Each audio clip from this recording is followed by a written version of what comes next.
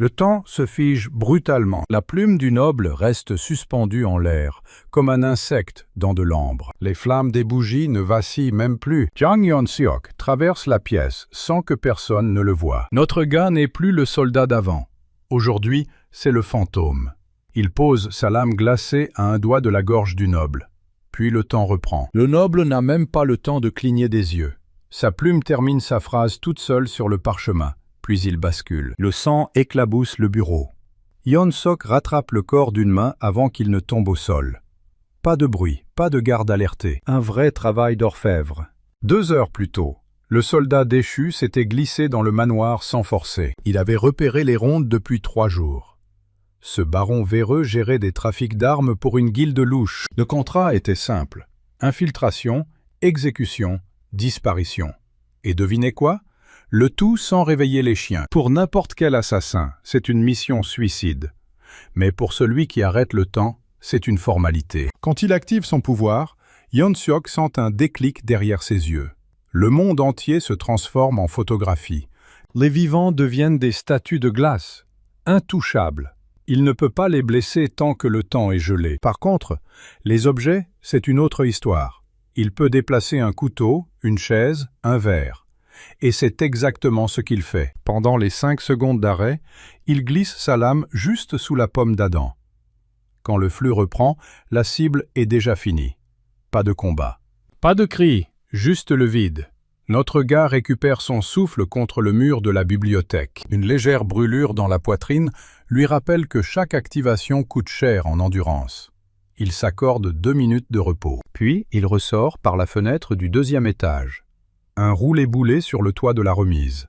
Et hop, dans la ruelle. 5 minutes plus tard, Yeon-seok marche dans le quartier bas, comme si de rien n'était. Le bouge où il doit récupérer sa paix pue la bière rance et le poisson frit. Mais personne ne pose de questions ici. C'est le repère des ombres, le comptoir où les tueurs viennent boire leurs primes.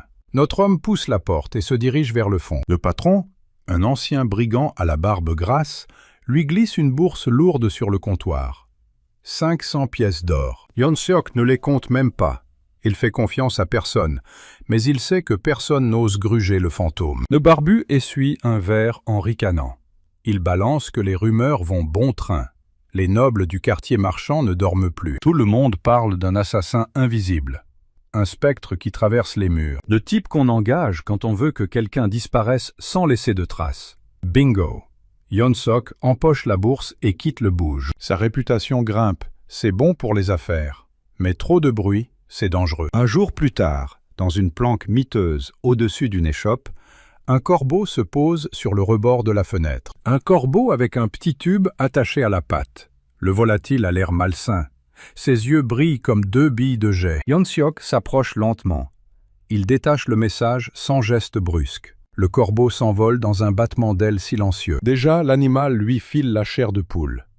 Il déroule le parchemin à la lueur d'une chandelle. La missive est écrite en lettres élégantes. Pas de signature, évidemment. Mais le contenu est clair. Un nouveau contrat. La cible, le comte Ryu. La somme, 10 000 pièces d'or. C'est 10 fois plus que le boulot d'hier. Yeon-seok reste figé. Ce genre de tarif, c'est pour une tête couronnée. Le comte Ryu n'est qu'un noble de province. Qui paie autant pour un simple baron des terres froides? Notre gars flaire l'embrouille. Mais 10 000 pièces, ça veut dire qu'il peut disparaître 1 an, se faire oublier, ou s'offrir un équipement de maître. Il accepte, pas par cupidité, parce qu'il veut devenir le meilleur assassin du royaume. Et le meilleur ne refuse jamais un contrat dangereux. 3 nuits plus tard, Yeon-seok rampe sur les toits des écuries du comte. La lune est cachée par les nuages. Le domaine est une forteresse miniature. De hauts murs de pierre grise. Des patrouilles de garde avec des chiens renifleurs. Et surtout, une barrière magique qu'il sent bourdonner dans l'air. La barrière ne l'arrêtera pas. Son pouvoir d'arrêt du temps lui permet de franchir les défenses les plus solides. Le problème, c'est les yeux. Il s'allonge sur les tuiles froides et ajuste sa capuche noire. En contrebas, le manoir du comte Ryu est silencieux. Pas de lumière, juste une unique fenêtre au 2e étage qui clignote, là où le comte doit encore travailler. Yeon-seok mémorise les rondes. Un garde au nord, un autre à l'est, un 3e qui boit un coup près de la fontaine. Le type est à moitié endormi, pas de quoi s'inquiéter. Alors qu'il note mentalement les failles du dispositif, un mouvement l'alerte. Pas un garde, pas un chien, un corbeau, le même que celui du message. Il se tient sur le rebord d'une gargouille, à 3 mètres de lui, immobile, la tête penchée. Il le fixe avec ses yeux noirs trop brillants. Yeon-seok retient son souffle. Ce n'est pas un oiseau normal, c'est un espion, c'est certain. Le corbeau croasse une fois, un son rauque et métallique. Puis il déploie ses ailes et plonge dans la nuit. Notre gars serre les dents. Quelqu'un sait qu'il est là. Quelqu'un l'observe. Et quand on surveille le fantôme, c'est qu'on veut soit l'engager, soit le détruire. Vu le contrat mirobolant, les 2 options sentent le traquenard à plein nez. Mais il ne reculera pas. Si on le suit, il découvrira qui est derrière. Le gibier est peut-être en train de devenir le chasseur, et ça lui plaît presque. Il se coule dans la ruelle en contrebas avec la souplesse d'un chat. Pas un bruit. Pas une ombre qui tremble. Notre gars connaît chaque pavé disloqué par cœur. Le chemin du retour jusqu'à la planque au-dessus de l'échoppe est une routine. Mais ce soir, l'air est lourd. La nuque le picote. Quelqu'un a posé les yeux sur lui, et il le sent. Il n'aime pas ça du tout. La porte de la chambre miteuse s'ouvre sans grincer. Il l'a huilée lui-même la veille. La pièce est plongée dans le noir. La chandelle sur la table est éteinte. Pourtant, il l'avait laissée allumée. Yeon-seok bloque son souffle. Sa main glisse vers la dague à sa ceinture. Il balaie la pièce du regard. Le lit défait, le coffre poussiéreux, la fenêtre fermée. Rien n'a bougé, sauf un détail. Sur l'oreiller de paille, un rectangle blanc, un parchemin plié en 3, scellé par une goutte de cire noire. La cire n'est pas encore tout à fait dure. L'intrus est passé il y a moins d'1 minute. Notre assassin approche, méfiant. Il soulève le papier du bout des doigts. La cire porte l'empreinte d'une main d'ombre, les doigts crochus. Aucun doute, c'est le sceau de la guilde de l'ombre. Il déplie la missive sous le rayon de lune qui filtre. L'écriture est fine, presque féminine. Une encre rouge sombre qui ressemble à du sang séché. Le message est direct.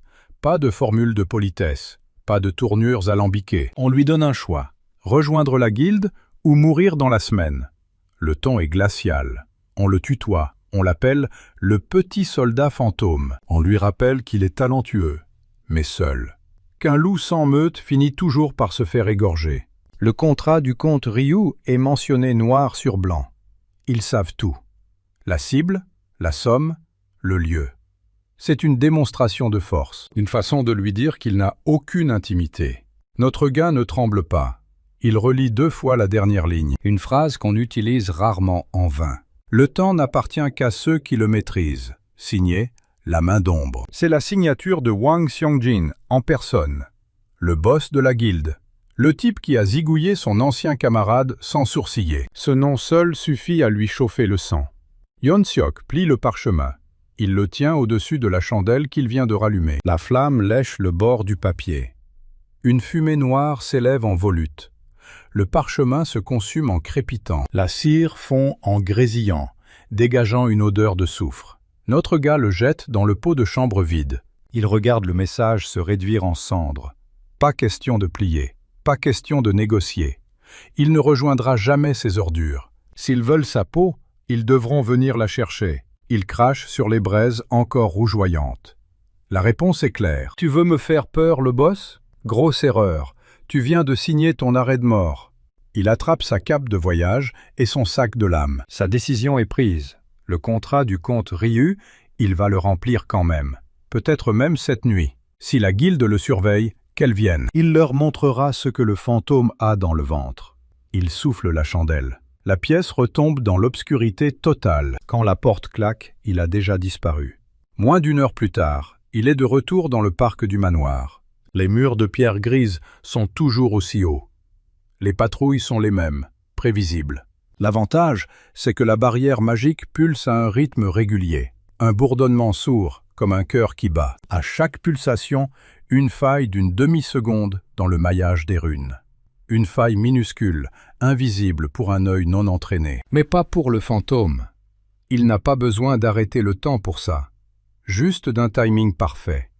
Il attend la pulsation, retient son souffle. Bzz, maintenant. Il glisse son corps entre deux fils de mana incandescents. Un frisson électrique lui parcourt l'échine. La barrière crépite, mais ne l'arrête pas. Le voilà de l'autre côté, propre, net, sans bavure. Le basset qui reniflait près de la remise lève la tête. Ses oreilles se dressent. Yeon-seok ne bouge plus, plaqué contre un muret. Il sort une petite fiole de sa poche. Un mélange de valériane et de graisse de venaison. Il lance la fiole à 10 mètres sur sa droite. Le flacon se brise contre un caillou. Le chien détale aussitôt vers l'odeur alléchante. Problème réglé. Notre gars traverse la cour intérieure en rase-motte. Le garde, près de la fontaine, cuve toujours sa bière. Il ronfle, la bouche ouverte. Yeon-seok passe à 2 mètres de lui sans se presser. Même pas besoin de se cacher. Ce type serait incapable de repérer un dragon en pleine lumière. Il atteint la porte de service sans encombre. La serrure est rouillée. Un coup de crochet précis, et le pêne cède avec un clic étouffé. L'intérieur du manoir sent le vieux bois et la lavande. Les tapisseries murales représentent des scènes de chasse. Des cerfs embrochés, des sangliers acculés. Le comte Ryu est un collectionneur morbide. Notre assassin longe le couloir principal sans faire craquer une seule latte de parquet. Il a mémorisé le plan. Le bureau du comte est à l'étage. 3e porte à gauche, après l'escalier. L'escalier de chêne massif tourne en colimaçon. Chaque marche pourrait grincer. Il pose le pied sur la tranche extérieure, là où le bois est le plus solide. 7 marches. 10. 15. Il arrive sur le palier sans avoir émis le moindre son. Un coup d'œil au couloir du 2e. Une seule porte est entrebâillée, avec un ray de lumière dorée qui filtre. La chambre du comte est juste en face. Il avance à pas de velours. Sa main effleure le manche de l'épée courte dans son dos. La dague enchantée que Jae-won lui a forgée est déjà chaude à sa ceinture. Elle réagit à la proximité d'une magie hostile, et elle chauffe de plus en plus. Quelque chose ne tourne pas rond. Il sent une présence derrière la porte du bureau. Pas celle du comte Ryu. Une présence plus dense, plus froide. Il pousse la porte du bout des doigts. La pièce est vide. Pas de comte penché sur ses registres. Juste un bureau imposant couvert de parchemin et une unique fenêtre ouverte. Le vent fait volter les rideaux. Au centre de la pièce, un homme est assis dans le fauteuil du comte. Il a les jambes croisées, les mains jointes sur le ventre. Son visage est masqué par un capuchon noir.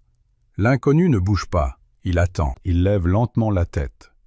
Sous le capuchon, des yeux d'un violet profond brillent d'une lueur malsaine. Un sourire en lame de couteau fend son visage. Pas de doute, c'est un tueur, un professionnel. Le boss a envoyé du lourd. Le type n'est même pas armé de façon visible. Ça pue le piège à plein nez. Yeon-seok ne perd pas de temps en discours. Il active son pouvoir sur le champ. Le monde se fige. Le vent dehors s'arrête en plein souffle. Les rideaux restent suspendus dans les airs. Le fauteuil ne grince plus.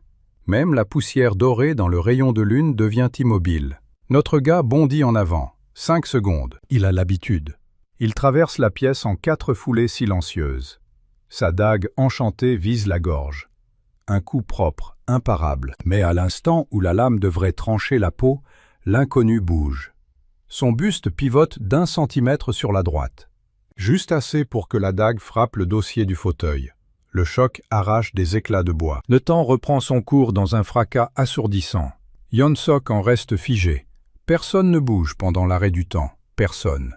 C'est la règle absolue. L'inconnu, lui, s'est levé sans hâte. Il recule d'un pas, écarte les bras en signe de bienvenue. Sa voix est un chuchotement rauque. Il se présente sous le nom de Kang Tae-song, la lame oracle de la guilde de l'ombre. Il explique calmement que son talent est différent. Il ne fige pas, il anticipe. 2 secondes, 2 petites secondes dans le futur, lui suffisent pour savoir ce que l'adversaire va faire. Le fantôme croit contrôler le temps, mais il n'est qu'un livre ouvert. Tae-song avait vu le coup venir depuis le début. Vu l'activation, vu la trajectoire, vu l'échec. Notre gars serre les dents. Il tente une seconde attaque. Un moulinet horizontal avec son épée courte. Tae-song se baisse sans même regarder. Il évite la lame de justesse, comme par magie. Son poing s'écrase dans les côtes de Yeon-seok. Le coup est sec, précis, vicieux. Notre assassin recule en titubant. Un goût de sang lui emplit la bouche. Ce gars voit tout. C'est comme se battre contre un miroir qui a une longueur d'avance. Tae-song ricane. Il sort de sa manche une fine lame en forme d'aiguille. Il dit que la guilde n'aime pas les agents indépendants. Le message était un avertissement. Maintenant, c'est une démonstration. Il se jette en avant sans prévenir. Yeon-seok réagit à l'instinct. Il stoppe le temps une seconde fois. Mais Taesong a déjà bougé, prévoyant le gel. Quand le monde reprend, l'aiguille s'enfonce dans l'épaule droite de notre gars. Une douleur fulgurante irradie tout son bras. Il a les doigts qui se paralysent. La lame a touché un nerf. Il lâche son épée qui roule au sol. Taesong retire l'aiguille d'un geste chirurgical. Un filet de sang chaud dégouline le long du bras de Yeon-seok. La situation est critique. Notre fantôme est blessé, désarmé, face à un adversaire qui lit dans ses pensées. Il ne peut pas gagner en combat frontal. Il recule vers la fenêtre, les yeux fixés sur Taesong. L'oracle violet le regarde avec une patience cruelle. Il ne le poursuit même pas, il veut juste le voir fuir, le rabaisser. Yeon-seok grimpe sur le rebord de la fenêtre.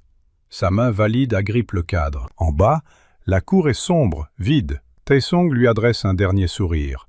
Il lance une phrase anodine. « On se reverra, petit fantôme. La prochaine fois, tu ne pourras plus courir. » Puis, il recule dans l'ombre du bureau et disparaît comme s'il n'avait jamais été là. Notre gars ne se le fait pas dire 2 fois. Il saute. La chute est plus rude que prévu. Il atterrit lourdement sur le toit de la remise. Son épaule blessée heurte une tuile. Il doit se mordre la langue pour ne pas hurler. Le choc fait jaillir une nouvelle vague de sang. Il roule sur le côté, glisse et se réceptionne dans les buissons en contrebas. Les branches lui griffent le visage. Il se relève tant bien que mal. Le basset se met à aboyer au loin. Les gardes commencent à s'agiter. Il n'a plus le temps de faire dans la dentelle. Yeon-seok traverse la cour en courant, courbé en deux. Il franchit la barrière magique sans même vérifier la pulsation. Les runes lui envoient une décharge en pleine poitrine. Il vacille, mais ne s'arrête pas. Il saute par-dessus le muret d'enceinte et dévale la colline en trébuchant. Son souffle est rauque, irrégulier. Sa chemise est trempée de sang. La lame a touché une artère, ou presque. Il plaque sa main sur la plaie pour ralentir l'hémorragie. Le monde tangue autour de lui. Il lui faut une planque, et vite. Un endroit où personne ne le trouvera. Il s'engouffre dans les égouts par la première bouche d'évacuation qu'il trouve. L'odeur est immonde, mais c'est ce qui le sauvera. Les chiens ne pourront pas suivre sa trace ici. Il s'adosse contre la paroi gluante du tunnel.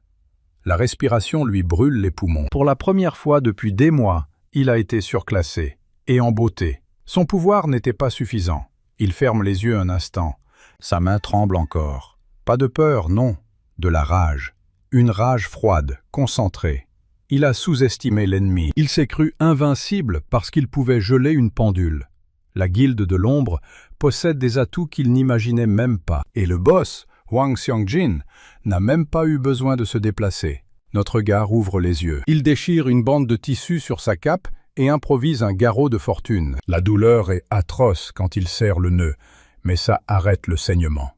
Il doit survivre. Il doit apprendre. Il doit trouver un moyen de battre un type qui voit l'avenir. Et pour ça, il va falloir devenir plus fort, beaucoup plus fort. Quelque part au-dessus, dans le bureau vide du comte Ryu, le contrat reste inachevé. Une tache de sang sur le parquet témoigne de là. La puanteur des égouts lui pique les narines. Mais c'est ce qui le sauve. Les chiens ne pourront jamais suivre cette piste. Notre gars s'adosse contre la paroi gluante. Son souffle est rauque, irrégulier. Sa main tremble encore, mais ce n'est pas de peur, c'est de la rage. Une rage froide, brûlante. Il a sous-estimé ce type aux yeux violets. Il croyait que geler le temps faisait de lui un dieu.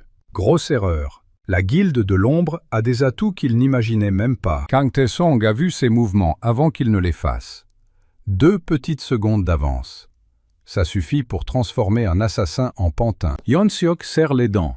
Le garrot de fortune comprime l'artère. La douleur est immonde, mais il doit survivre.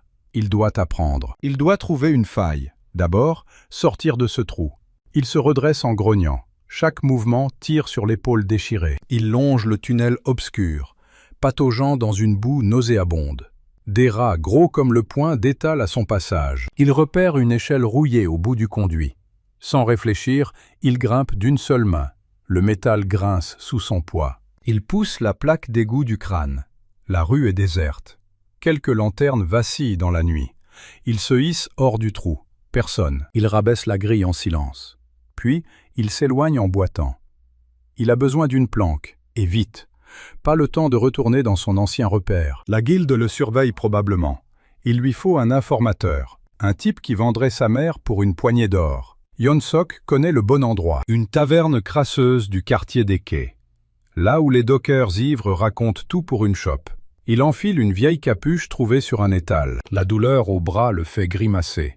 Sa chemise est maculée de sang séché. Il doit se cacher, mais d'abord les infos. Il traverse les ruelles sans faire de bruit. Quand il pousse la porte de la taverne, personne ne lève la tête. L'endroit pue la bière rance et le poisson pourri. Il repère son contact au fond de la salle. Un rat décharné du nom de Duxu. Duxu l'aperçoit et manque de s'étouffer avec son verre. Ce loser sait qui est le fantôme. Il bredouille que ce n'est pas son jour. Notre gars s'assoit en face de lui, le visage blême. Il commande une eau-de-vie, sans menacer, sans un mot. Sa seule présence suffit. Duxu transpire. Il connaît les règles. L'argent contre l'info. Yeon-sok fait glisser 2 pièces d'or sur la table crasseuse. Puis, il chuchote le nom de Taesong. Le rat devient livide. Il regarde autour de lui, paniqué. Puis, il avoue. Ce type est une légende à la guilde de l'ombre. La lame oracle. Un des 7 élites qui servent Hwang Seong-jin. Des assassins avec des capacités surnaturelles. Chacun une abomination différente. Celui-là voit l'avenir. 2 secondes toujours. Imbattable en duel. Yeon-sok encaisse. 7 élites. C'est pire que ce qu'il imaginait. Il demande où se cachent ces fantômes. Duxu secoue la tête. Il n'en sait rien. Personne ne connaît leur repère. Mais il y a une rumeur. Un ancien forgeron de la guilde vit encore en ville. Un certain So Jae-won. Un traître ou un déserteur. Allez savoir. Yeon-sok sent son cœur se serrer. Il connaît ce nom. Il remercie Duxu d'un regard. Puis il se lève et disparaît par la porte arrière. Il lui faut un endroit sûr pour panser ses plaies. Il repère un hôtel borgne pas très loin. La réceptionniste pionce derrière le comptoir. Il prend une clé sans réveiller personne. La chambre est minuscule. Un lit défoncé, une bassine, une bougie. Ça suffira. Il arrache un pan de rideau pour nettoyer la plaie. L'eau est froide, mais ça désinfecte. Il serre les dents en frottant. La blessure n'est pas profonde, mais elle a touché un nerf.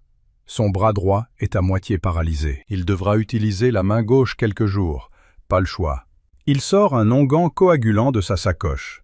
Applique la mixture grasse. La douleur s'atténue un peu. Il bande l'épaule avec un linge propre. Puis il s'allonge, épuisé. Le sommeil vient d'un coup. Aucun rêve. Juste le noir. Le lendemain, il se réveille courbaturé. Sa blessure lance, mais il peut bouger les doigts. Il avale une tranche de pain rassis. Puis il se met en route. Direction l'échoppe de Jae-won. Le forgeron habite à l'écart, dans une ruelle oubliée. Sa boutique est une ancienne armurerie. La façade est couverte de suie. Quand il frappe, une voix bourrue lui répond de foutre le camp. Yeon-sok insiste. La porte s'entrebâille.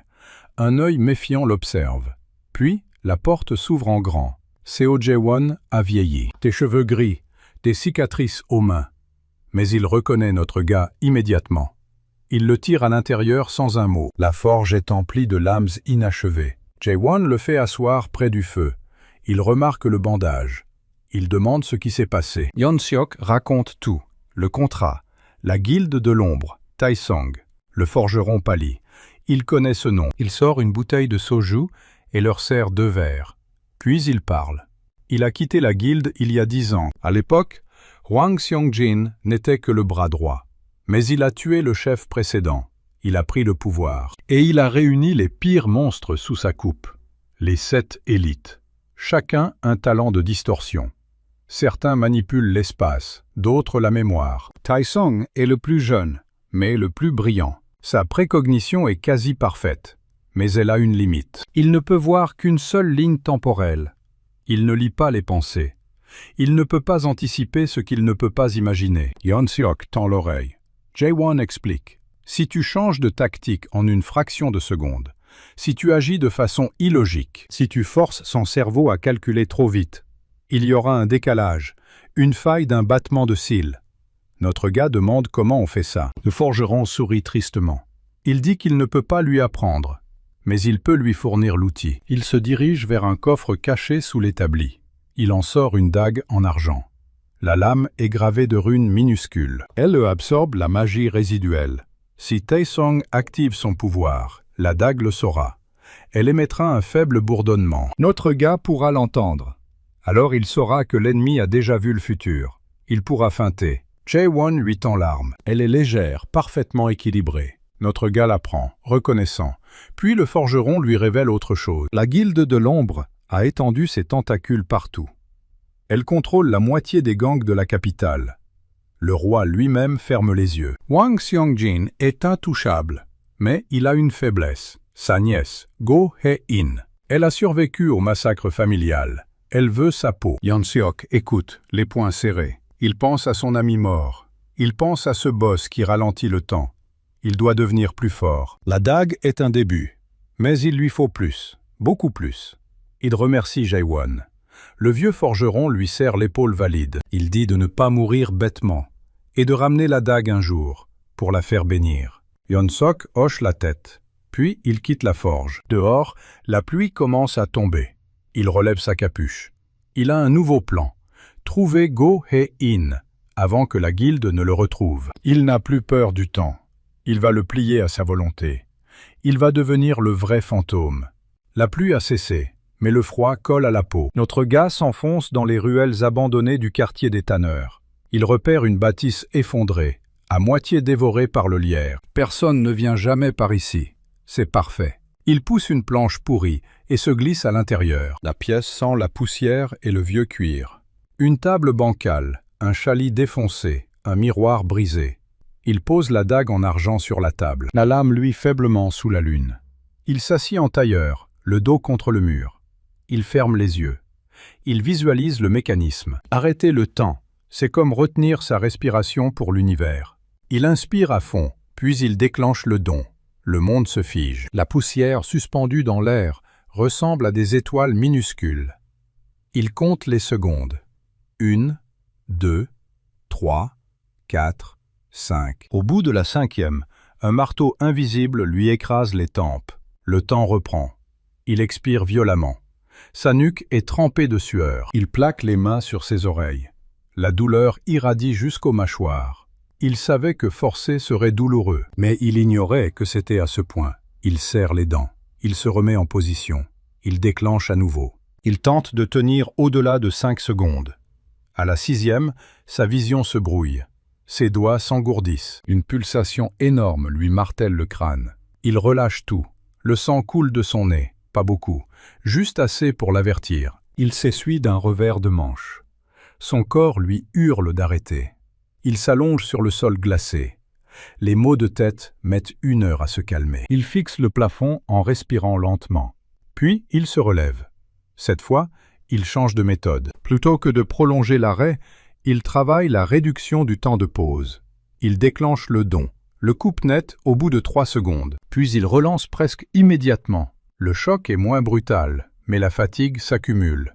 Il répète le cycle 10 fois. Ses jambes flageolent. Il doit s'appuyer au mur pour ne pas tomber.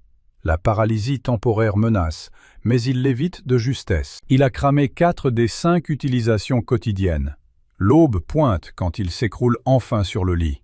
Le sommeil est noir et sans rêve. Le lendemain, il se réveille avec la tête encore lourde. Mais il sent une différence. Le don répond plus vite, comme un muscle qu'on a échauffé. Il avale une croûte de pain, boit un peu d'eau croupie. Puis il reprend l'entraînement. Aujourd'hui, il veut tester une théorie. Quand le temps est gelé, tout est figé sauf lui. Le vivant reste intouchable. Mais les objets inertes? Il n'a jamais vraiment essayé de les manipuler avant. Il pose une petite pierre sur la table. Il déclenche l'arrêt. La pierre est là, immobile. Il tend la main. Ses doigts l'effleurent. Elle reste froide, solide. Il la pousse du bout de l'index. Elle bouge. 1 millimètre à peine, mais elle bouge. Son cœur s'accélère. C'est une brèche dans les règles. Il concentre son attention sur une pièce de cuivre. Il la saisit entre le pouce et l'index. Il la soulève. Le temps est toujours gelé. La pièce reste suspendue quand il la lâche. Elle ne retombe que lorsque le temps reprend. Il répète l'expérience avec un bout de bois, un clou rouillé. Chaque fois, Il réussit. La limite semble être le poids. Une brique est trop lourde. Une chaise ne décolle pas. Mais une dague de lancer? Aucun problème. Il s'entraîne à projeter des petits cailloux pendant l'arrêt. Il traverse l'air immobile comme des balles. Quand le temps reprend, il file d'un coup. L'effet est brutal. Il s'imagine déjà en plein combat. Il pourrait désarmer un adversaire en plein arrêt, ou planter une lame dans un objet juste avant la reprise. Les possibilités se multiplient. Il sent une nouvelle corde à son arc, une corde qui peut faire la différence contre Taesong. Il sort la dague en argent. Jae-won lui a expliqué son secret. Elle absorbe la magie ambiante. Si un talent de distorsion s'active près d'elle, elle vibre. Il veut vérifier cette propriété. Il active son propre don. La dague reste muette. Il la tient fermement. Il déclenche l'arrêt du temps. Aucune vibration. Il relâche. Il comprend. Son pouvoir à lui n'émet pas de magie résiduelle. C'est un don pur, ancré dans sa chair. La dague ne réagit qu'aux altérations extérieures. Il lui faut un autre cobaye. Il sort dans la ruelle. Il avise un vieux mendiant qui marmonne tout seul. Pas vraiment une menace. Il s'approche d'une fontaine à demi tarie. Un rat trottine sur le rebord. Il se concentre. Il arrête le temps. Le rat se fige. Il pose la dague à côté de l'animal. Il attend. Rien. Il relâche le temps. Le rat détale. Pas de magie chez ce rat. Il soupire. Il lui faut un vrai sorcier pour tester. Il repense à ce que Jae-won a dit. La guilde de l'ombre a des antennes partout. Certains entrepôts regorgent d'artefacts. S'il infiltre l'un d'eux, il pourra tester la dague et en même temps frapper la guilde. Son cerveau carbure. Il a repéré une adresse dans le quartier des docks. Duxu lui en a touché 2 mots. Un hangar discret, gardé jour et nuit. La marchandise qui y transite est douteuse. Si ce n'est pas la guilde, c'est un affilié. Il décide d'y aller ce soir même. La nuit tombe vite sur la capitale. Notre gars enfile une tenue sombre. Il cache la dague en argent dans sa ceinture. Il se fond dans l'ombre des ruelles. Les docks sentent le poisson pourri et la saumure. Des lanternes rouges se balancent au vent. Il repère le hangar indiqué par Duxu. Il est plus grand que prévu. Des caisses de bois s'empilent devant l'entrée principale. 2 gardes en armure de cuir surveillent la porte. Ils portent l'insigne du syndicat des portefaix. Une couverture parfaite. Il aperçoit une fenêtre haute, obstruée par une grille. La grille est rouillée. Il contourne le bâtiment. Le mur arrière est plongé dans le noir. Un tonneau vide traîne. Il l'escalade sans bruit. La grille cède sous la pince de son couteau. Il se glisse à l'intérieur. La poussière lui chatouille le nez. Il se laisse tomber sur une passerelle en bois. En bas, des silhouettes s'activent. Des porteurs empilent des ballots. Mais certains gestes sont trop précis pour de simples dockers. Il aperçoit une caisse marquée d'un sceau qu'il connaît. Le sceau de la guilde de l'ombre. Une main fermée sur un œil. Il a trouvé le bon endroit. Il progresse le long de la passerelle. Les lattes craquent à peine.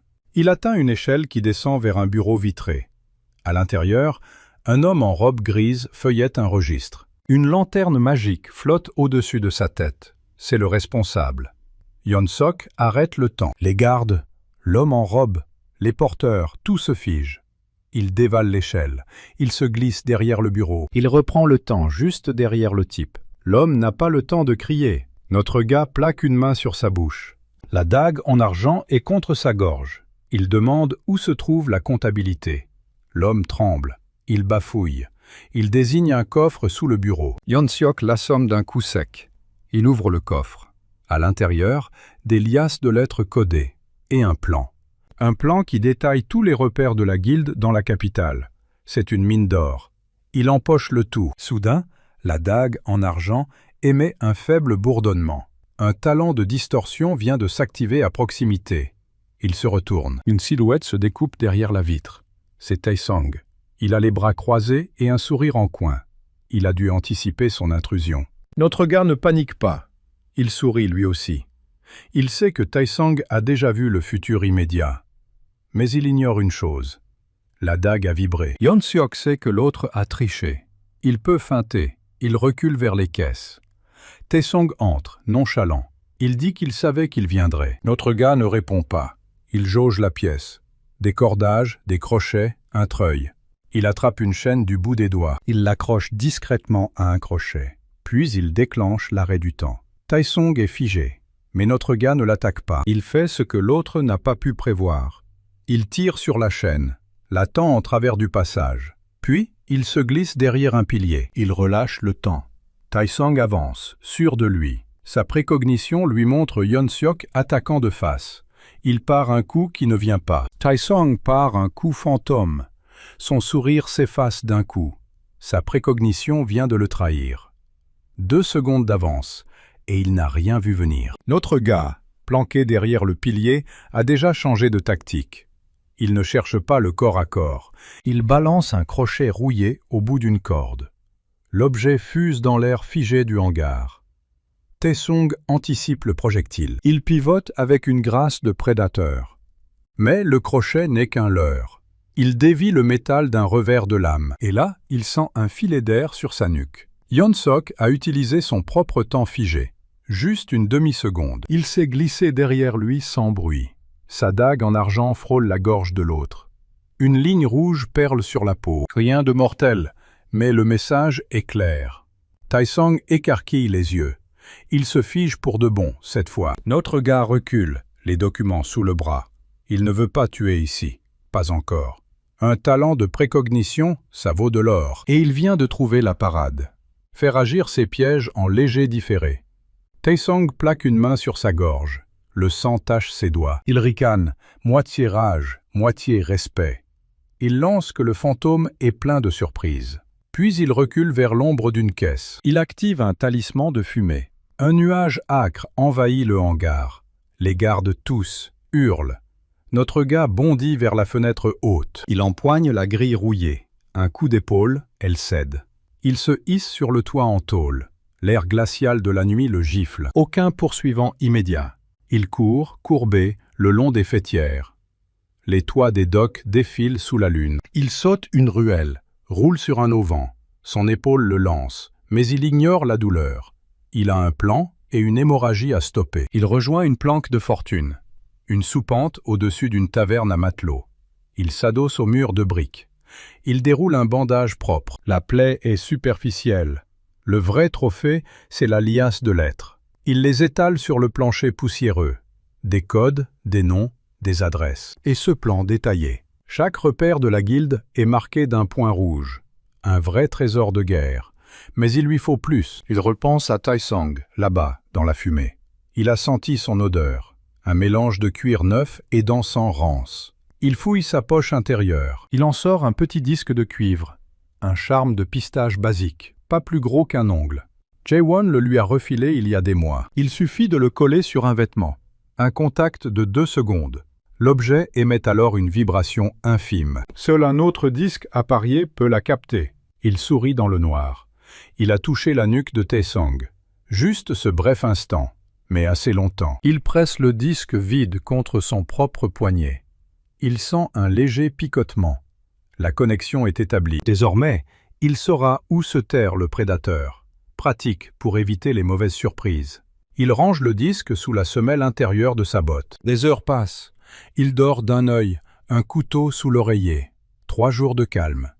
Il change de planque 2 fois. Pas un signe de Taesong. Le disque de cuivre reste muet. Soit le type a changé de manteau, soit il se terre pour panser sa gorge. Notre gars pense que c'est un peu les deux. Il en profite pour étudier les lettres. La plupart sont des ordres de transfert, des cargaisons d'armes, de drogue, d'artefacts. Rien qui ne mène directement à Hwangsongjin. Mais une adresse revient souvent. Un entrepôt dans le quartier des tanneurs. Il décide d'y faire un tour le lendemain. Au matin, un gamin des rues l'aborde. Il lui glisse un message plié en 4. Du papier de soie parfumé au jasmin. Une écriture fine, presque timide. Une invitation. Lady Go Hye-in, le prix de la retrouver. Au pavillon des brumes, ce soir. Il connaît l'endroit. Un salon de thé select. Très prisé des nobles qui trament dans l'ombre. Il brûle le mot. Puis il enfile une veste propre. Il cache la dague en argent contre ses côtes. Il quitte la soupente. Il traverse la ville à pied. Le crépuscule dore les flèches des temples. Le pavillon des brumes est une pagode discrète. Des saules pleureurs cachent l'entrée. Un serviteur muet le guide vers un cabinet privé. À l'intérieur, Lady Go Hye-in l'attend. Elle porte une robe de soie vert sombre. Ses cheveux sont relevés par des épingles de jade. 2 perles de nacre pendent à ses oreilles. Elle ne ressemble pas à une cliente ordinaire. Ses yeux sont trop durs pour ça. Notre gars s'incline à peine. Il s'assoit sans y être invité. Il demande ce que lui veut la noblesse. Elle ne relève pas l'insolence. Elle sert le thé elle-même. Un liquide presque noir, amer, dans une tasse en porcelaine fine. Elle dit qu'elle a beaucoup entendu parler du fantôme. Les rumeurs sont flatteuses. Il répond que les rumeurs exagèrent toujours. Elle esquisse un sourire froid. Elle attaque le vif du sujet. Elle veut lui confier un contrat, un travail très spécial. Il demande qui est la cible. Elle fixe son regard dans le sien. La réponse tombe comme un couperet. Hwang Seong-jin. Il ne bronche pas, mais sa main se crispe sur la tasse. Il demande pourquoi un noble voudrait la mort du chef de la guilde de l'ombre. Elle lâche un petit rire sans joie. Elle dit que c'est une affaire de famille. Hwang Seong-jin n'est pas seulement un maître assassin. Il est son oncle. Elle raconte. Sang, trahison, héritage volé. Le clan Go dirigeait autrefois la guilde, jusqu'à ce que Hwang orchestre un coup d'état interne. Ses parents sont morts dans l'incendie de leur manoir. Elle a survécu, cachée sous une latte de parquet. Depuis, elle prépare sa revanche. Elle a infiltré la noblesse par un mariage de convenance. Son mari est un comte grabataire qui la croit éprise de théâtre. Elle finance secrètement la résistance. Et maintenant, elle a besoin d'une lame, la meilleure. Notre gars la scrute. Pas de mensonge dans son pouls, pas de nervosité dans ses pupilles. Juste une douleur ancienne, bien aiguisée. Il demande le montant. Elle pose une bourse sur la table. Pas de pièces. Un titre de crédit scellé par la Banque royale. 50 000 pièces d'or. Une somme folle. De quoi acheter un palais. Ou une armée. Il demande ce qui rend Hwang si difficile à tuer. Elle plonge la main dans sa manche. Elle en sort un vieux parchemin couvert de runes. Elle murmure que son oncle n'est jamais seul. Son bureau personnel est protégé. Pas par des gardes. Par une encre temporelle. Un artefact forgé par les mages de l'ancien temps. Il distorde le temps autour de lui. Toute intrusion déclenche une boucle. L'assassin se retrouve à revivre ses 5 dernières secondes. Encore et encore. Prisonnier de l'instant. Notre gars blêmit. Il comprend pourquoi personne n'a jamais approché le boss. La précognition, ce n'était que l'apéritif. L'encre, c'est le plat de résistance. Une défense impénétrable. Sauf si on l'annule. Il fixe le parchemin. Les runes sont complexes. Un savoir perdu. Elle demande s'il est toujours intéressé. Il empoche le crédit sans hésiter. Il dit qu'il va trouver un moyen. Elle sourit. Un vrai sourire carnassier cette fois. Elle lui tend le parchemin. Elle ajoute qu'une rumeur circule. Un vieux mage ermite vivrait dans les monts du Croc. Un spécialiste des artefacts temporels. Il s'appelle Maître O. Personne ne l'a vu depuis 20 ans. Mais il serait le seul capable de briser l'encre. Notre gars se lève. Il a un nom, une piste, et 50 000 raisons de réussir. Il ne la remercie pas. Il dit juste qu'il enverra un message quand le travail sera fait. Il quitte le pavillon des brumes. La lune est haute à présent. Le vent charrie des odeurs de glycine. Il serre le parchemin contre sa poitrine. Un nouveau chapitre s'ouvre. Et cette fois, la cible est le véritable roi des ombres. Il n'a pas fait 30 mètres qu'un gamin en loques jaillit de l'ombre. Ce petit bonhomme lui fourre un paquet de soie dans les mains. Pas un mot. Il détale aussitôt dans la ruelle. Notre gars déplie le tissu sous la lune. À l'intérieur, une boussole en argent poli. L'aiguille ne pointe pas le nord. Elle oscille, puis se fige vers les crêtes des monts du Croc. Un parchemin minuscule est glissé dans la doublure. 2 mots tracés à l'encre dorée. Maître O. Lady Go a tenu parole. La boussole est enchantée pour localiser l'ermite. Pas besoin de carte ni de pisteur. Notre gars la glisse dans sa veste. Le lendemain, il quitte la ville aux aurores. Il enfourche un cheval acheté avec une poignée de pièces. Le vent pique encore, mais le ciel est clair. L'aiguille de la boussole frémit à chaque croisement. Il suit la route du nord sans hésiter. Les faubourgs s'effacent derrière lui. Très vite, la piste grimpe dans la forêt. Les arbres se tordent sous le poids de la mousse. L'air sent la résine et la terre mouillée. Il ne croise personne. Pas de brigands, pas de marchands. Le chemin devient sentier, puis une simple coulée de roches. La boussole palpite plus fort à mesure qu'il monte. Ce truc réagit à la magie résiduelle de l'ermite. Il s'arrête à la tombée du jour pour bivouaquer. Un feu minuscule, Une poignée de viande séchée. Il en profite pour sortir le parchemin runique de Gohei-in. Les glyphes sont d'une complexité démente. Des boucles entrelacées, des arêtes qui vibrent sous la flamme. Il comprend que l'encre temporelle n'est pas une simple barrière. C'est un piège à boucles qui réécrit l'instant en permanence. Un intrus pénètre et paf, il revit son entrée. Encore et encore, jusqu'à ce que l'artefact le digère. Pas de parade possible à main nue. Même son arrêt du temps ne servirait à rien. L'encre est conçue pour neutraliser les distorsions temporelles. Huang Xiangjin a verrouillé son bureau avec ça. Un cauchemar pour n'importe quel assassin. Il étudie un coin du parchemin qui mentionne un contresort.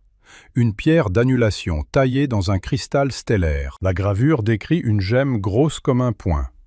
Seul un mage spécialiste des artefacts peut la calibrer. Ce mage, c'est Maître O. Le parchemin confirme qu'il vit caché dans les monts du Croc. Pas de doute. Il éteint le feu à l'aube et repart. La pente se raidit. Le cheval refuse d'avancer plus haut. Il l'attache à un pin et continue à pied. Les rochers sont coupants sous ses semelles. L'altitude plaque un goût de fer dans sa gorge. La boussole frémit comme un cœur qui s'emballe. Il débouche enfin sur un plateau battu par les vents. Une cabane de pierre est nichée contre une falaise. De la fumée blanche s'échappe d'un toit d'ardoise moussue. Un potager minuscule borde l'entrée. Des carottes rabougries, des choux givrés. Notre gars s'approche, la main sur sa dague enchantée. La porte s'ouvre toute seule, avant qu'il ne frappe. Une voix aigre l'accueille de l'intérieur. Elle lui ordonne d'entrer au lieu de gober les mouches. Il obéit sans discuter. L'intérieur est un capharnaüm d'étagères branlantes et de cornues fumantes. Un vieil homme est assis devant une forge miniature. Sa barbe est un nid d'étincelles. Il a des doigts noueux, des yeux gris comme l'orage. C'est Maître O. Il ne lève même pas la tête de son enclume. Il crache que les visiteurs devraient apporter du vin. Notre gars ne s'excuse pas. Il pose le parchemin runique et la boussole sur la table. Il explique qu'il a besoin d'un neutraliseur d'encre temporelle. Maître O renifle le parchemin sans le toucher. Son rictus découvre des dents jaunes. Il grommelle que personne ne fabrique ce genre d'artefact depuis un siècle. Trop dangereux, trop instable. Notre gars répond qu'il n'a pas le choix. Il sort le titre de crédit de 50 000 pièces d'or. Le vieux ne jette même pas un coup d'œil. Il ricane que l'or ne pousse pas dans son potager. Il veut autre chose. Un ingrédient impossible à trouver sauf pour un fou. Un lotus de lune. La plante éclot une fois tous les 20 ans dans une grotte de glace. À 3 jours de marche vers le nord. Elle est gardée par un serpent de givre, une créature qui crache un souffle assez glacé pour fendre la pierre. Sa peau est plus dure que l'acier trempé. Le vieux hausse les épaules, comme si c'était une blague. Il ajoute que sans ce lotus, jamais il ne pourra calibrer le cristal. Le neutraliseur sera juste un caillou brillant. Notre gars ne cille pas. Il demande si le serpent a une faiblesse. Maître O se gratte la tête avec une pince.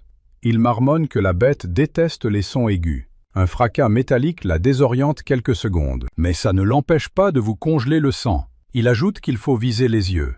Les écailles y sont plus fines qu'ailleurs. Notre gars empoigne la boussole et remballe le parchemin. Il annonce qu'il sera de retour dans une semaine. Le vieux éclate d'un rire caverneux. Il lance une gourde de cuir à notre gars.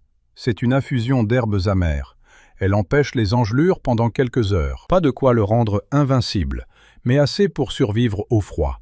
Il prévient que la grotte transforme la sueur en glace. Respirer trop fort peut vous brûler les poumons. Notre gars remercie d'un signe de tête. Il franchit la porte. La nuit tombe déjà, mais il ne s'arrête pas. La boussole pointe maintenant vers une crevasse au nord-est. Il allume une torche enduite de résine. La flamme lutte contre le vent glacial. Chaque pas est une bataille contre la neige poudreuse. Il progresse en ligne droite, coupant à travers les congères. Des ossements de chèvres sauvages parsèment le sol. Leurs crânes sont fendus net, pas par une lame, par un gel instantané. Il arrive au pied d'une paroi verticale. Une fissure sombre s'ouvre comme une plaie dans la roche. Un souffle glacé s'en échappe. Pas un bruit, juste ce froid qui mord jusqu'aux os. Il boit une gorgée de la gourde de Maître O. Une chaleur âcre se diffuse dans ses veines. Assez pour tenir 1 heure. Il se glisse dans la crevasse. La grotte est immense. Des stalactites de glace pendant du plafond. Certaines font la taille d'un homme. Elles brillent d'une lueur bleu pâle, presque fantomatique. Le sol est une patinoire de verglas. Il noue des chiffons sous ses bottes pour ne pas glisser. L'odeur est écœurante. Un mélange de chair pourrie et de menthe sauvage. Au centre de la caverne, un bassin d'eau noire. Au milieu, un îlot de glace sur lequel pousse le lotus. Ses pétales sont d'un blanc laiteux bordé de veines argentées. Il irradiait une lumière douce, comme un croissant de lune. À côté du bassin, la chose dort. Le serpent de givre est un cauchemar de muscles et d'écailles. Son corps fait bien 8 mètres de long. Ses anneaux s'empilent en une masse compacte et scintillante. Sa gueule est entr'ouverte, révélant des crochets vitreux. Du givre se forme à chaque battement de son cœur. Notre gars retient sa respiration. Il a un plan casse-gueule. Il tire la dague en argent de sa ceinture. L'enchantement anti-magie ne sert peut-être à rien ici, mais il ne part jamais sans elle. Il repère un bloc de glace instable près de la queue. Il le pousse. Le bloc glisse et percute un stalactite. Le choc produit un claquement sec, aigu, qui se réverbère. Le serpent se dresse d'un coup. Ses yeux jaunes balaient la grotte. Le bruit le rend dingue. Il siffle, la gueule grande ouverte. Notre gars déclenche l'arrêt du temps. 5 secondes. Même le souffle glacé du serpent est suspendu en l'air. Il contourne la bête en courant. Ses chiffons crissent sur la glace figée. Il saute sur l'îlot. Le lotus est à portée de main. Mais l'arrêt du temps s'épuise. Le flot reprend. Le serpent voit notre gars sur l'îlot. Sa queue balaie l'air comme une faux. Il évite de justesse en plongeant derrière une stalagmite. La glace explose sous l'impact. Des éclats lui lacèrent le dos.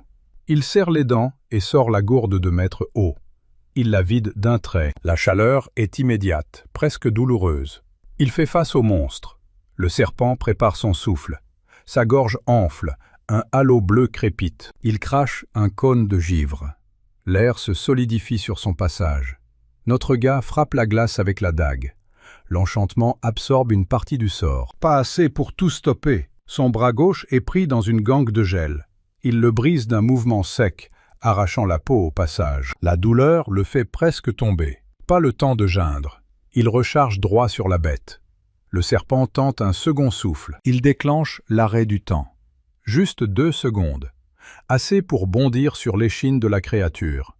Il plante la dague dans l'œil gauche. La lame s'enfonce jusqu'à la garde. Le temps reprend. Le serpent hurle. Un cri strident qui fissure les parois. Il se convulse, frappant les murs comme un fou. Notre gars s'accroche aux écailles. Sa main valide glisse sur le sang gelé. Il retire la dague et frappe l'autre œil. La bête s'effondre. Son crâne s'écrase sur le bassin, brisant la glace. Le lotus de lune tombe dans l'eau noire. Notre gars plonge sa main valide pour le rattraper. L'eau est si froide qu'elle brûle comme de l'acide. Il ne lâche pas. Il émerge, la fleur serrée contre sa poitrine. Ses doigts sont bleuis, mais la tige est intacte. Le serpent ne bouge plus. La caverne se remplit de craquements sinistres. Le corps de la bête commence à geler à vue d'œil. Son propre froid le momifie. Notre gars titube jusqu'à la sortie. Sa main gauche pend, inerte. Il voit déjà les cloques de gel se former sur son avant-bras, mais il s'en fiche. Il tient le lotus. La lune est encore haute quand il regagne la cabane. Il pousse la porte d'un coup d'épaule.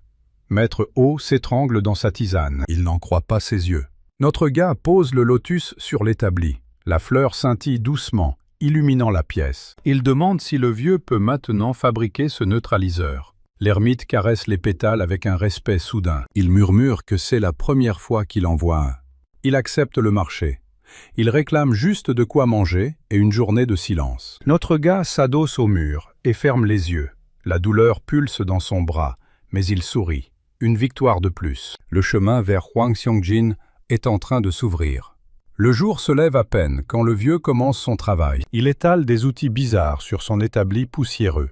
Des pinces en os, un mortier en obsidienne, des fioles de mercure liquide. Notre gars regarde depuis le coin, le bras gauche bandé et inutile. Le lotus de lune est posé au centre de ce bazar. Ses pétales blancs palpitent doucement, comme s'il respirait. Maître O attrape une pince et détache un à un les pétales. Il les écrase dans le mortier avec des gestes précis et rapides. Une pâte argentée se forme, dégageant une fumée bleutée. Le vieux marmonne des formules incompréhensibles. Il ajoute 3 gouttes de mercure et une pincée de poudre de diamant. Le mélange se met à bouillir tout seul, Pas besoin de feu, pas besoin de chaleur. C'est la magie pure qui fait le taf. Notre gars ne quitte pas la mixture des yeux.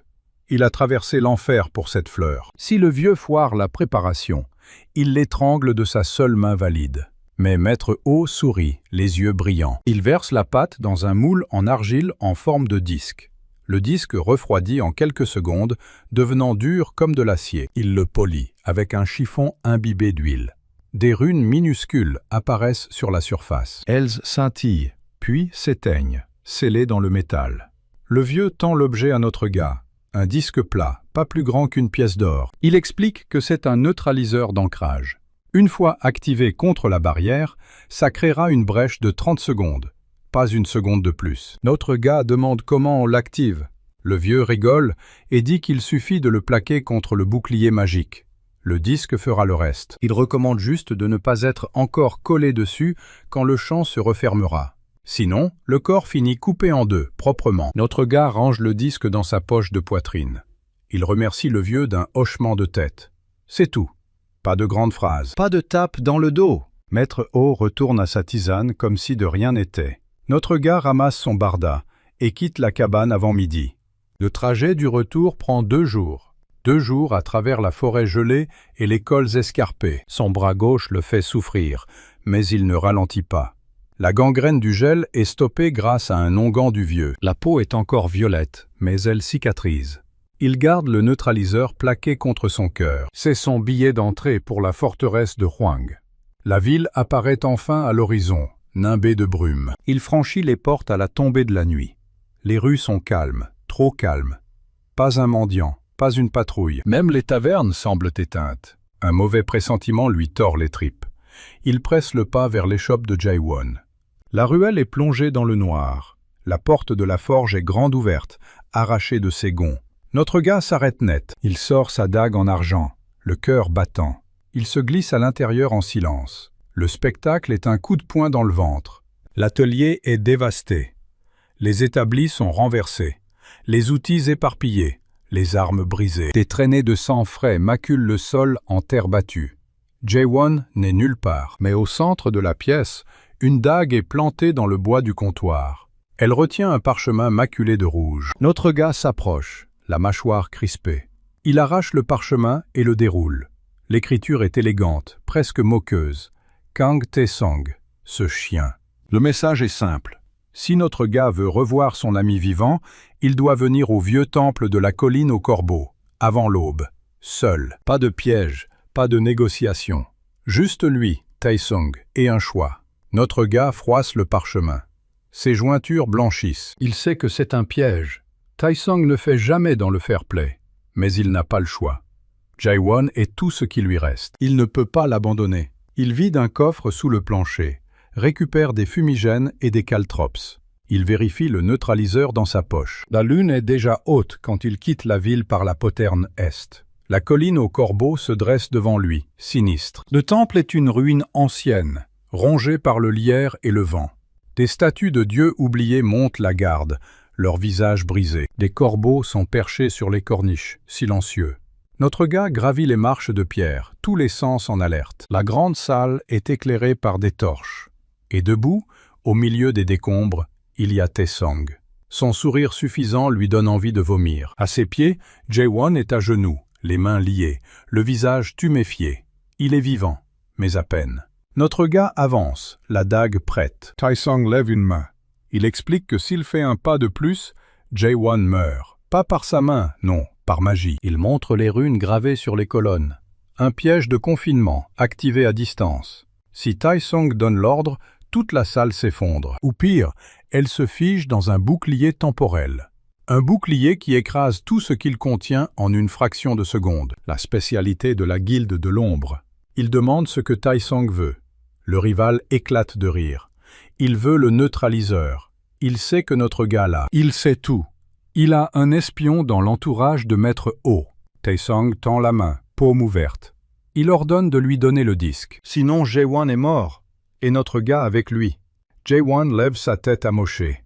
Son œil gauche est fermé par un hématome, mais son œil droit brille d'une lueur féroce.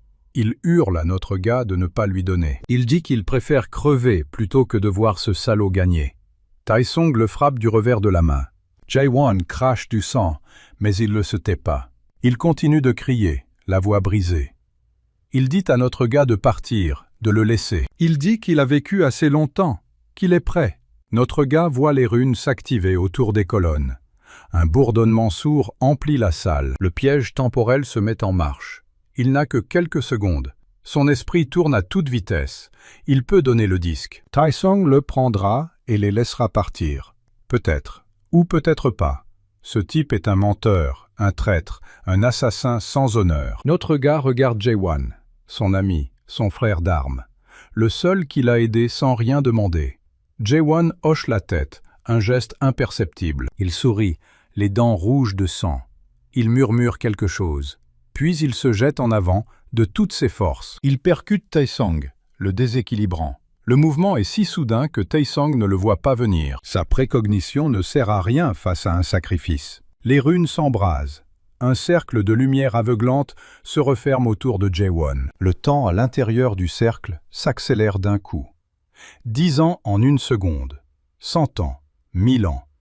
Le corps de Jae-won se décompose instantanément. Sa chair se dessèche, ses os se craquellent, puis tout tombe en poussière. Pas un cri, pas un bruit, juste un nuage de cendres qui retombe sur les dalles. Taesong recule, choqué. Il n'avait pas prévu ça. Pas cette folie, pas ce courage. Notre gars reste pétrifié. Ses yeux fixent le tas de cendres. Ses oreilles bourdonnent. Sa poitrine est un volcan prêt à exploser. Une rage pure, blanche, dévorante. Taesong bredouille une insulte, puis active un talisman de fuite. Il disparaît dans un éclair violet. Lâche. Notre gars tombe à genoux devant les cendres. Il serre les poings si fort que ses ongles entaillent ses paumes. Pas de larmes, pas de cris, juste ce silence de mort et le vent qui emporte les dernières traces de son ami. Il ramasse la dague en argent que Jae-won lui avait forgée, toujours intacte, tombée hors du cercle. Il la glisse à sa ceinture. Puis il se relève, les jambes tremblantes. Son visage n'exprime plus rien. Mais à l'intérieur, la décision est prise. Il va traquer Taesong, il va le trouver, et il va lui faire regretter d'être né. Il sort du temple en ruine sans se retourner. La lune se couche à l'horizon. L'aube est proche, grise et froide. Il retourne en ville, seul, avec un but gravé dans le crâne. La mort de Jae-won ne restera pas impunie. Plus rien ne l'arrêtera. Ni la guilde, ni les pièges, ni le temps. Hwang Song-jin et son toutou peuvent bien se cacher.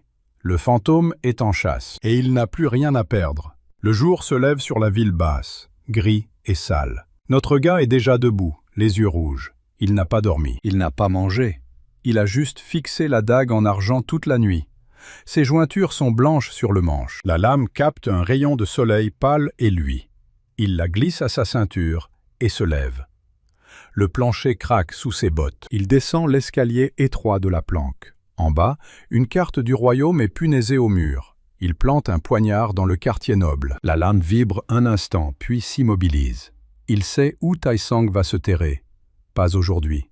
Aujourd'hui, il a une autre priorité. Il sort dans la ruelle et inspire l'air froid. Les échoppes ouvrent à peine. Un vendeur de poissons le regarde passer et détourne les yeux. Son aura est trop sombre pour qu'on l'aborde. Il marche jusqu'à la boutique d'un vieil apothicaire. La clochette teinte quand il pousse la porte. Le vieux lève les yeux et tressaille. Il connaît ce regard.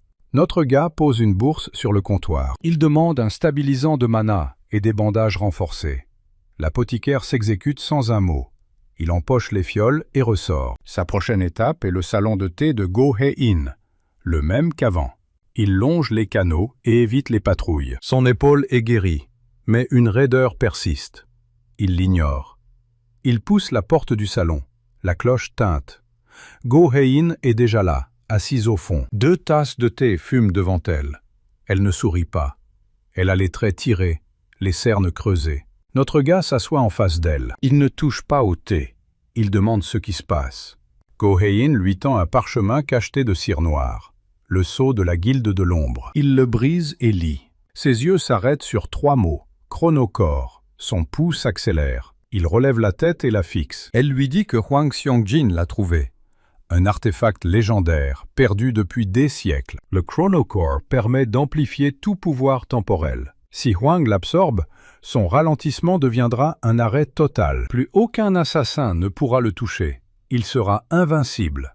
Le royaume entier tombera sous sa coupe. Notre gars repose le parchemin, la mâchoire crispée. Il demande où est l'artefact. Go Hein sort une autre feuille, un plan. Le chronocore est stocké dans le coffre-fort de la guilde, sous l'ancienne tour de l'horloge, dans le quartier des ombres. Le coffre est scellé par une encre temporelle, comme le bureau de Huang, mais en pire. Une triple couche de boucliers temporels superposés. Toute intrusion déclenche un gel instantané. Le voleur reste figé pour l'éternité. Notre gars pose sa main sur sa poche. Le neutraliseur de maître. Oh, y est toujours. Il demande si ça peut percer une triple couche. Go Hein hésite.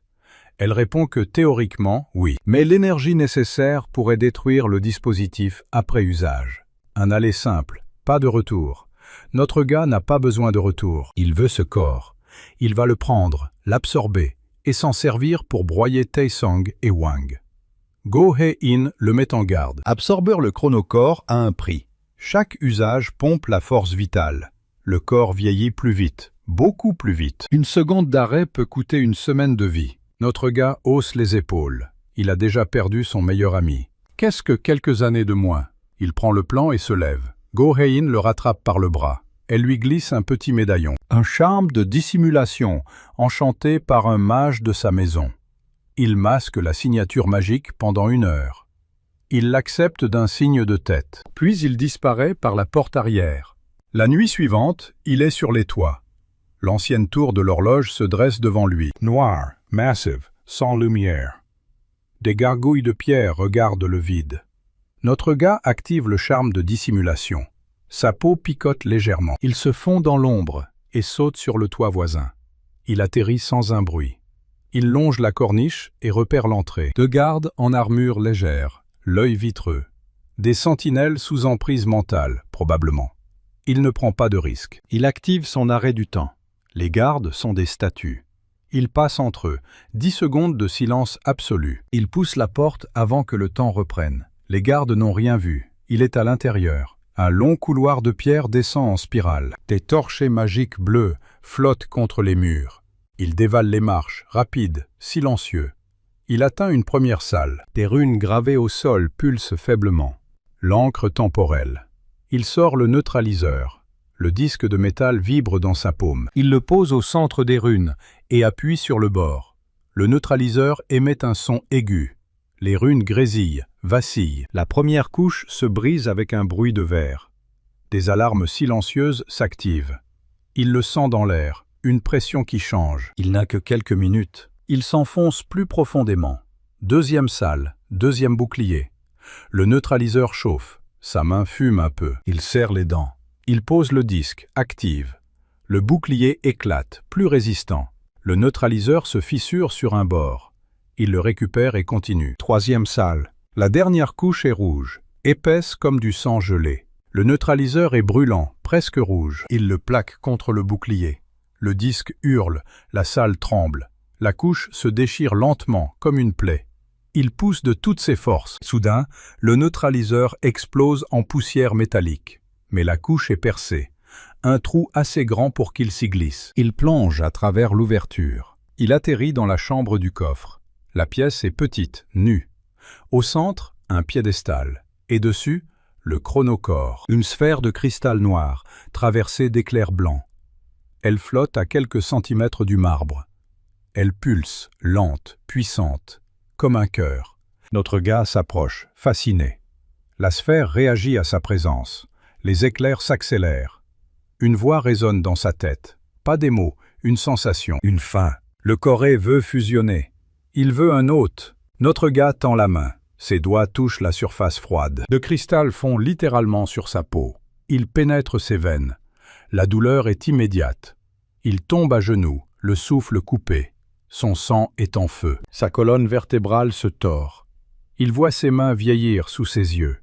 Les rides se creusent, puis s'effacent, puis reviennent. Son corps lutte contre l'invasion. Son propre pouvoir temporel repousse l'intrus. 5 secondes d'arrêt se dilatent. 10, 15. Le temps se brise autour de lui. La pièce vibre, les murs se fissurent. Il hurle sans émettre de son. Puis, le silence. Tout s'arrête. Il est au centre du néant. Le chronocore pulse dans sa poitrine, synchronisé avec son cœur. Il ouvre les yeux. Ses iris sont striés d'argent. Il inspire. Le temps reprend autour de lui. Il se relève, chancelant. Il regarde ses mains. Quelques ridules aux jointures, mais rien de plus. Pas de vieillissement catastrophique? Pas encore. Il sent la nouvelle puissance vibrer. Il peut l'activer d'une simple pensée. Il lève la main et arrête le temps. 15 secondes. Le monde est une tombe de silence. Il marche, touche un caillou, le lance. Le caillou gèle, puis repart à toute vitesse quand le temps reprend. Il sourit. Un sourire froid, sans joie. Il a le chronocore. Maintenant, la chasse peut vraiment commencer. Il sort de la tour en ruine par une brèche dans le mur. L'aube pointe à nouveau, rouge comme du sang neuf. Il active le charme de traque sur le manteau de Taesong. L'aiguille du petit compas magique s'affole. Elle pointe vers le nord-ouest, les faubourgs industriels. Il le tient. Il resserre sa cape et se met en marche. Son pas est plus lourd, plus déterminé. Son ombre s'étire derrière lui, immense. Le fantôme a évolué, et il n'est plus seul dans sa tête. Le chronocore murmure à son oreille. Des promesses de pouvoir, des souvenirs qui ne sont pas les siens, des vies passées, d'autres hôtes, d'autres guerres. Il repousse les voix d'un bloc. Il est toujours Yeon-seok. Il est toujours en deuil. Il est toujours enragé. Il marche vers les entrepôts abandonnés. La planque de Taesong est là-bas. Un bâtiment en briques, entouré de palettes pourries. Aucune lumière, aucune sentinelle visible. Mais il sait qu'il est là. Il le sent. Le chronocore lui donne une perception élargie. Il perçoit les distorsions temporelles à 100 mètres. Et Taesong dégage une aura de précognition constante, un bourdonnement incessant. Il pousse la porte rouillée du hangar. L'intérieur est vaste, vide, des poutres métalliques, des chaînes qui pendent. Et au centre, Taesong, seul. Son sourire suffisant est absent. Cette fois, il a l'air inquiet. Il sent le changement chez notre gars. Son pouvoir de voir 2 secondes dans le futur doit lui hurler de fuir. Mais il ne fuit pas. Il dégaine sa lame longue. Notre gars sort la dague en argent. Celle de Jaewon. Il ne dit rien. Il active l'arrêt du temps. 15 secondes. Il marche vers Taesong. Même figé, son rival semble le suivre du regard. Sa précognition fonctionne encore, mais trop lentement. Son esprit anticipe le mouvement, mais son corps ne peut pas suivre. Notre gars contourne sa garde. Il lève la dague. Il vise l'épaule. Il reprend le temps juste avant l'impact. La lame s'enfonce. Taesong crie, recule. Sa précognition l'a sauvé d'un coup mortel, mais pas de la blessure. Il titube, crache un juron. Il essaie d'activer un talisman. Notre gars arrête le temps à nouveau. Il arrache le talisman de sa main. Le temps reprend. Taesong regarde sa main vide, horrifié. Il comprend qu'il est dépassé. Il balbutie une offre. De l'or, des informations, un marché. Notre gars lui donne un coup de genou dans le ventre. Taesong se plie en deux. Il lui attrape les cheveux et lui relève la tête. Il lui demande où est Hwang. Taesong crache du sang et ricane. Il répond que Hwang l'attend. Dans un bunker sous le palais royal, protégé par un labyrinthe de pièges qu'aucun arrêt du temps ne peut franchir. Notre gars lui demande le chemin. Taesong lui crache au visage. Le crachat atterrit sur sa joue. Notre gars l'essuie sans un mot. Il arrête le temps une dernière fois. Il pousse Taesong contre une poutre et l'y enchaîne avec une corde trouvée au sol. Quand le temps reprend, Taesong se débat, hurle, insulte. Notre gars ne l'écoute pas.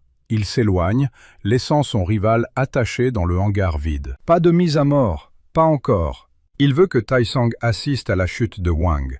Il veut qu'il sache qu'il a perdu. Il sort du hangar. Le soleil est haut maintenant. Il se dirige vers le palais. La partie la plus dangereuse commence. Mais il a le chronocore, la dague de Jaewon, et une rage qui ne s'éteint pas. Il franchit les premières grilles du domaine royal en se mêlant à une livraison de tonneaux. Personne ne le remarque. Il se glisse dans les cuisines, puis dans les sous-sols. Il suit les indications arrachées à Taesong. Un couloir secret derrière une tenture. Un escalier qui s'enfonce dans la roche. Ses pas résonnent dans le noir. Il sent l'encre temporelle avant de la voir. Un mur de distorsion, vibrant, qui bloque le passage. Mais il n'a plus de neutraliseur. Il doit trouver une autre méthode. Il fixe l'encre temporelle. C'est une onde de choc figée. Une pierre qui refuse le passage. Le chronocore pulse dans sa poitrine. Et il a une idée. Pas besoin de détruire le mur. Il peut le contourner. Il recule de quelques pas. Il lève la main, paume ouverte vers la distorsion. Il active l'arrêt du temps. 15 secondes. Le bourdonnement de la barrière s'éteint. Le mur de vibration se fige, comme une relique sous verre. Mais il ne peut toujours pas le traverser. La barrière n'est pas un être vivant, mais elle bloque même le temps figé. Alors il essaye autre chose. Il concentre le pouvoir du corps, non pas sur le monde, mais sur lui-même. Il accélère son propre flux temporel. Pas de beaucoup, juste assez pour désynchroniser sa signature. Le chronocore répond d'une simple impulsion.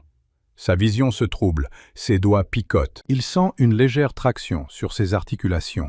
Mais maintenant, il est déphasé. Il avance. L'encre ne le reconnaît plus comme une menace.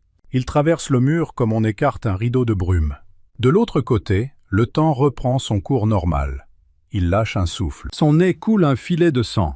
Le corps a mordu un peu plus fort, mais le passage est ouvert. Il continue. Le couloir descend encore. Les torchets magiques s'allument sur son passage. Des glyphes anciens couvrent les murs. Il reconnaît certains symboles, des sorts de scrutation, des alarmes silencieuses. Il ne sait pas les désamorcer. Alors, il ne leur laisse pas le temps de réagir. Il arrête le temps toutes les 20 foulées. 1 seconde suffit pour passer devant un œil magique sans se faire repérer. C'est du jonglage temporel, et ça lui coûte. Sa nuque est trempée de sueur. Ses tempes cognent comme un tambour de guerre, mais il continue. Le couloir s'élargit brusquement. Il débouche dans une salle circulaire. Le plafond est perdu dans le noir. Au centre, un unique piédestal de pierre noire. Dessus, un petit obélisque de cristal palpite d'une lumière violette. C'est une seconde ancre, plus petite. Une alarme de proximité, cette fois. Pas moyen de la contourner. Il doit la démolir. Il sort la dague de Cheywan. La lame en argent frémit. Il arrête le temps. Il se rue vers l'obélisque. Il frappe. Le cristal absorbe le coup. Même figé dans le temps, il résiste. La dague rebondit dans un éclair silencieux. Le temps reprend. L'obélisque hurle. Une sirène stridente vrille l'air. Des dalles du sol se mettent à luire. Des runes s'activent une par une. Piège enclenché. Et notre gars ne panique pas. Il arrête le temps à nouveau. Il étudie les runes. Elles dessinent un chemin mortel. Flèches empoisonnées, lames pendules, fosses à pieux. Tout ça va s'activer quand le temps reprendra. Sauf s'il brise l'obélisque d'abord. Il change d'angle. Il active l'arrêt une 3e fois. Cette fois, il ne frappe pas le cristal. Il frappe le piédestal. La dague s'enfonce dans la pierre noire. Des fissures se propagent en silence. Le temps reprend. Le piédestal explose. L'obélisque tombe et se brise au sol. La sirène meurt. Les runes s'éteignent. Plus de piège. Il essuie sa lame sur sa cape. Il enjambe les débris. Le couloir reprend. Il descend un escalier en colimaçon. Les marches sont étroites, usées. L'air devient froid, humide. Il sent l'odeur de la roche ancienne et du métal rouillé. Il perçoit autre chose aussi. Des distorsions plus petites, plus subtiles. Des pièges temporels. Le style Wang. Pas des barrières massives, mais des pièges à ours. Des zones où le temps ralentit sans prévenir. Il en repère un juste avant de mettre le pied dedans. Une légère irisation dans l'air, comme une bulle de savon. Il lance un caillou. Le caillou ralentit brusquement, puis se fige en l'air pendant 3 secondes avant de tomber. Mauvais plan. Il active le chronocore pour amplifier ses sens. Il voit les pièges comme des taches de rouille dans le flux temporel. Il enjambe le premier, puis le deuxième. Un 3e est caché sous une dalle. Il l'évite en sautant. Il enchaîne les esquives, une vraie danse macabre. S'il se trompe d'1 centimètre, il se retrouve paralysé. Et Huang n'aura plus qu'à venir le cueillir. Mais notre gars est trop concentré. La rage le porte. Il traverse la section sans une égratignure. Il arrive devant une lourde porte de bronze. Des bas-reliefs représentent des assassins encapuchonnés, des lames croisées. Le symbole du cercle d'ombre. Il pousse la porte. Elle s'ouvre sans bruit. Derrière, c'est un couloir droit, large de 3 mètres. Les murs sont en acier poli. Le plafond est une grille. Il devine des buses, des réservoirs, un piège à feu, à acide ou pire. Il n'a pas envie de tester. Il lève les yeux vers la grille. Il saute, attrape un barreau, se hisse. Le temps reprend. Il est au-dessus du piège, agrippé à la grille. Il avance suspendu, barreau par barreau. En dessous, le couloir semble innocent. C'est du Huang tout craché, la mort déguisée en vide. Il atteint l'extrémité. Il se laisse tomber en silence. Il se retourne. Il donne un coup de pied dans une pierre libre pour tester. La pierre roule. Le couloir s'illumine de flammes blanches. Une chaleur à faire fondre l'acier. Les flammes s'éteignent après 10 secondes. Notre gars hausse un sourcil. Amateur. Il continue. La chambre suivante est une serre. Des plantes carnivores géantes, des lianes épineuses. Le chronocore lui permet d'accélérer ses réflexes. Il esquive les tentacules. Il taille dans le vif avec sa dague. La sève est acide, elle troue le sol. Mais il est déjà passé. Sa manche est rongée. Sa peau est à vif par endroits. Il ne sent même pas la douleur. Il est trop proche. Il sent la présence de Huang maintenant. Un poids écrasant. Une aura qui déforme le temps autour de lui. Il le traque comme un limier. Le couloir se termine par une salle de garde. Des automates de pierre montent la garde. Des golems runiques, hauts de 3 mètres. Ils s'activent à son approche. Leurs poings de granit s'abattent. Il se faufile entre les jambes du premier. Il plante sa dague dans le noyau runique du second. Le temps reprend. Le golem explose en gravate. Le premier se retourne. Trop lent. Notre gars est déjà derrière lui. Il lui tranche les jointures avec une précision chirurgicale. La bête de pierre s'effondre. Il ne s'arrête pas pour admirer son travail. Il court. La dernière porte est là. En bois d'ébène, incrusté d'or. Pas de serrure. Une simple poignée. Il la tourne. La pièce est immense. Une caverne souterraine aménagée en bureau. Des tapisseries du cercle d'ombre couvrent les murs. Des tables couvertes de cartes, de plans. Et au fond, assis dans un fauteuil de cuir, Huang Xiangjin. Il sourit. Il n'a pas l'air surpris. Il tient une dague à la main. Il la fait tourner paresseusement. Il salue notre gars d'un mouvement de menton.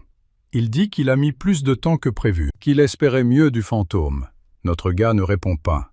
Il serre la dague de Jaewon. Huang se lève. Son ombre s'étire. Et le temps autour de lui devient pâteux. Le combat final va commencer. Mais ça, c'est une autre histoire. Le sourire de Huang est une promesse de douleur. Il ne se lève même pas. Sa dague tourne paresseusement entre ses doigts. Notre gars avance d'un pas. Le temps se déforme autour de Huang comme une vague de chaleur. L'air devient épais, sirupeux. Yeon-seok sent ses muscles ralentir malgré lui. C'est le piège. Huang incline la tête. Il demande si le fantôme croyait vraiment pouvoir le surprendre chez lui, dans son propre sanctuaire, où il contrôle chaque battement de cœur. Il serre la dague de Jaewon. La lame enchantée vibre doucement contre sa paume. Huang se lève enfin. Son ombre s'étire derrière lui comme une créature vivante. Elle ondule, se tord, défie la lumière des torches. Le bâtard est confiant, trop confiant. Il explique qu'il a senti l'intrusion dès la première barrière, qu'il a regardé chaque piège se déclencher, qu'il a apprécié le spectacle. Un vrai maître des lieux qui reçoit un invité. Sauf que l'invité n'est pas venu pour le thé. Notre gars active le chronocore. Le pouvoir pulse dans sa poitrine. 15 secondes. C'est tout ce qu'il a avant que le vieillissement ne le rattrape. Huang écarte les bras. Il invite Yeon-seok à frapper, à montrer ce que vaut le légendaire fantôme. Mauvaise idée. Notre gars disparaît. Pas de flash, pas de bruit. Juste le vide absolu. Le temps est gelé. Huang est une statue. Son sourire arrogant est figé sur son visage. Yeon-seok court. Il contourne le fauteuil. Il vise le flanc gauche. Sa dague s'abat et s'arrête net, à 1 centimètre de la chair. Quelque chose bloque, une barrière invisible. Huang n'a pas bougé, mais ses yeux ont suivi le mouvement. Même gelé, même figé. Le bâtard sourit toujours. Le temps reprend. Huang recule d'un pas fluide. Il félicite notre gars pour la rapidité, mais il rappelle qu'il est le maître du temps, pas un simple utilisateur. Il contrôle le flux lui-même. Sa perception ne s'arrête jamais complètement, même dans le vide. Yeon-seok comprend le message. L'arrêt du temps est inutile contre lui. Il faut changer de tactique. Il recharge le chronocore. La douleur familière irradie dans sa poitrine. Ses jointures blanchissent. Une mèche de cheveux tombe sur son front, plus grise qu'avant. Huang le remarque. Il se moque. Il dit que le chronocore est une malédiction déguisée en cadeau, que chaque seconde volée lui coûte des mois de vie, qu'à ce rythme, il sera un vieillard avant la fin du combat. Notre gars crache par terre. Il n'est pas venu pour négocier sa retraite. Il lance sa dague. Huang esquive sans effort. Le temps ralentit autour de lui. La lame passe au ralenti. Il l'attrape entre deux doigts. Il la retourne. Il admire la facture. Puis, il la brise d'un coup sec, comme du verre. La dague de Jaewon, réduite en éclats. Quelque chose se casse dans la poitrine de Yeon-seok. Ce n'est pas le chronocore, c'est plus profond. Huang jette les débris. Il dit que les outils de seconde main ne suffiront pas, qu'il faut de la vraie puissance pour l'affronter. Il lève sa propre dague, une lame noire comme l'obsidienne. Des runes rouges pulsent le long du métal. Il l'appelle faucheuse. Elle ne coupe pas la chair. Elle coupe le temps lui-même. Notre gars ne recule pas. Il cherche une ouverture. Les sens amplifiés par le chronocore scannent la pièce. Les tapisseries, les cartes, les bougies. Rien d'utile, juste le bureau de Huang et son arrogance. Huang attaque. Sa lame fend l'air. Le temps se fracture autour de la trajectoire. Yeon-seok esquive de justesse. Une mèche de cheveux tombe, pas coupée par la lame, juste effacée, comme si elle n'avait jamais existé. La seconde attaque arrive plus vite. Notre gars roule sur le côté. Il percute une table. Des parchemins s'éparpillent. Huang rit. Il demande si c'est tout ce que le fantôme a dans le ventre.